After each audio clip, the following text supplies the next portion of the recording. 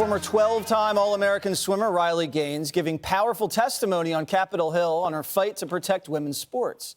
Gaines telling Congress what it was like to compete against transgender athlete Leah Thomas.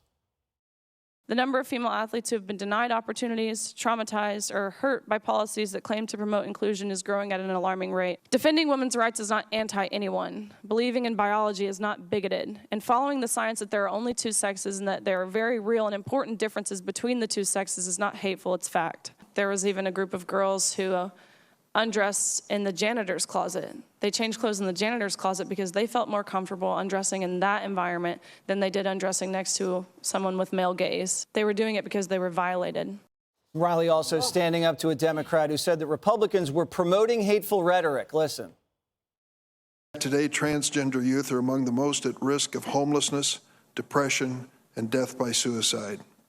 So when these young people who are already struggling hear politicians amplify hateful rhetoric that denies their very existence, what message does it send? My combat to that is, what message does this send to women, to young girls who are denied of these opportunities?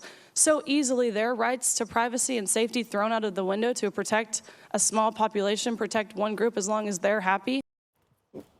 Before we get to trans, I hate to do this to Jessica, but I have to fact check her because we don't accept misinformation on the show.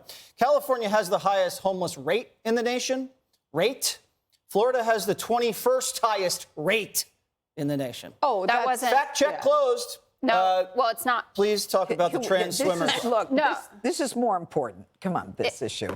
Okay, well, I can't allow disinformation. Judge, would you like to say something? But that's not true. Yeah, I do want to say something. I am so tired of this whole issue. They say that 1.4% of Americans identify as transgender. That means they identify as transgender. That doesn't mean that they have trans or gendered, okay?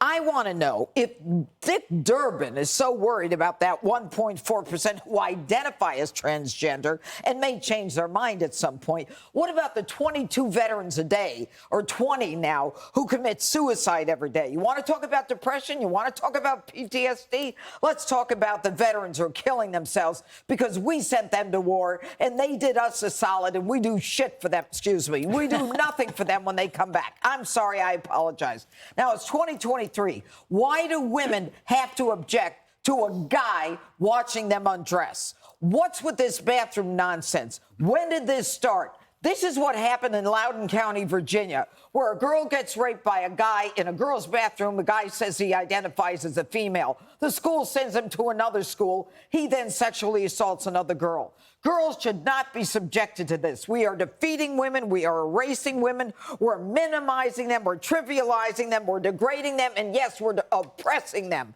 So Dick Durbin, go back to where you came from. And you know what? I have a feeling where you came from doesn't believe in what you're talking about. Because they're not there, though, right? They're not there. They're not standing there when a trophy has to be handed over to a biological male over a female competing in an all-girls race. I mean, that's what happened to Riley Gaines, and what a warrior she is. She's not tiring, by the way. I think she's getting stronger and stronger in her message. And by the way, she's not even saying she's for an all-out ban of transgenders. Yeah. She's making it very clear. She's advocating for everyone to compete where it's fair and it's safe. Those are her exact words in this testimony. But she's fighting for biology. And why is that being ignored? You go back to that NCAA race against Leah Thomas, when it came down to, I think it was 100th of a second that split the difference between them. They only had one trophy. I'm sure you've heard the story by now. They handed it to Leah Thomas. Yep. She did not get a trophy. And when she asked the NCAA why, she said they were not prepared to answer that question. I believe she said that it came down to picture purposes, is what they said. Picture purposes. I mean, think about that happening to collegiate young women. What are we doing? And why is nobody in greater numbers not standing up for these girls who are trying to fight for what they see and believe is the right thing to do? Greg Gutfeld. Well, I am. That's for Thank sure. you. Great. I know you are. Sometimes I think like evil presents itself as absurdity. And in this case, you have a young, successful woman being attacked by an older man on behalf of other men who claim that they are women while keeping their genitals intact. And then when you dare, as a woman, successful female athlete, ask to debate, they say that you're the bad person because you are creating harm and a threat to trans kids. Probably the most cowardly defense and cowardly point ever, to hide behind children you can't even count or name. You're talking to the tiny percentage. It's not even 1.4. No. It's like you're being chivalrous or generous, actually. So that is, and if liberals want to defend, so what he does is he shifted the debate to children. She didn't, he did. Mm-hmm. So all of a sudden now you're into this world of gender affirmation care, which is the removal of healthy organs from children who are going through some kind of confusion, all right? So if the Democrats, Dick Durbin, you want to defend the removal of healthy organs for kids, have at it. You'll just start another war like you did with slavery, and you're going to lose this one too, because no one thinks this is good. No one thinks this is moral. You have to ask yourself, when people were defending slavery and when they were defending Jim Crow or when they were going through Nazi Germany, why didn't people realize what they were doing was evil? There are doctors that are removing healthy organs. Yep. They're removing external genitalia, breasts. They're blocking puberty, which billions of people have gone through. Billions of people have gone through puberty. The idea of stopping it, maybe perhaps it's for a rare cancer, but this is not what we're talking about. These people don't see themselves as villains. They don't, but they are. And they may not see this for years from now. We were talking about this in 100 years. Will we see eating animals as something that is disgusting? I don't think you even have to go that far. In 10 years, the people that participated in this butchery, they will lose their medical license. They may go to jail. Because the more people learn about this, the more disgusted they are. And it crosses all political lines. It crosses all races, creeds, and get this, sexual orientation. Mm. And some of these surgeries don't even work very well. You've heard very traumatic stories about people that have gotten the surgeries, and let's just not get into the detail, but they didn't work. Absolutely. And I think that for anyone who did transition and now regrets it, I feel absolutely horrible for them. That isn't the vast majority of people who have had gender-affirming care. And we're conflating two issues, as Greg said. The sports issue is very separate from what's going on with the transit.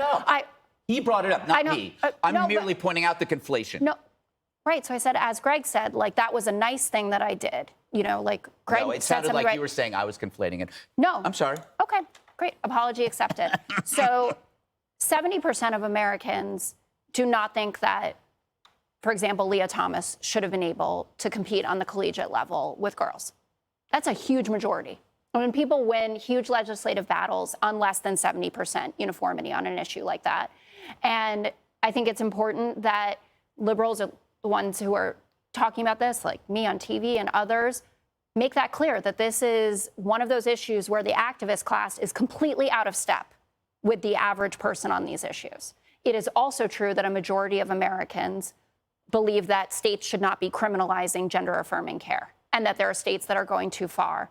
And they're making it out to seem as if you can just show up and get anything you want done to yourself, that you don't need your parental permission, you don't need to go through psychiatric evaluations, or as if transgenderism isn't a real thing that exists, that it's just confusion. It isn't just confusion. People genuinely believe that they've been born in the wrong bodies and they lead happy lives once they have transition. This comes down to one question: should biological males compete against biological girls?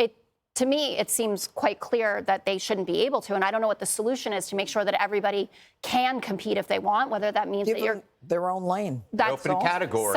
Some people advocate for that. Bill Maher had a guest on. She was a swimmer and Olympian who has an organization for this, or that's advocating for it. I don't know what the solution is, but I know that people shouldn't be losing their scholarships necessarily for someone who has a biological advantage. And I think one of the examples that was given in the testimony yesterday was about Serena and Venus Williams losing to the 203rd ranked. And I think the women's soccer team also lost to a younger men's soccer team.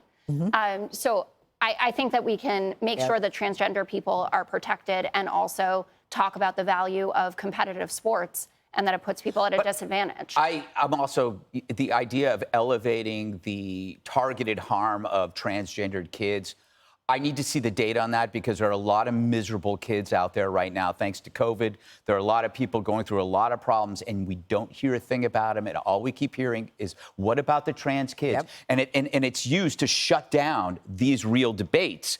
So somebody has to come armed with actual data at some point.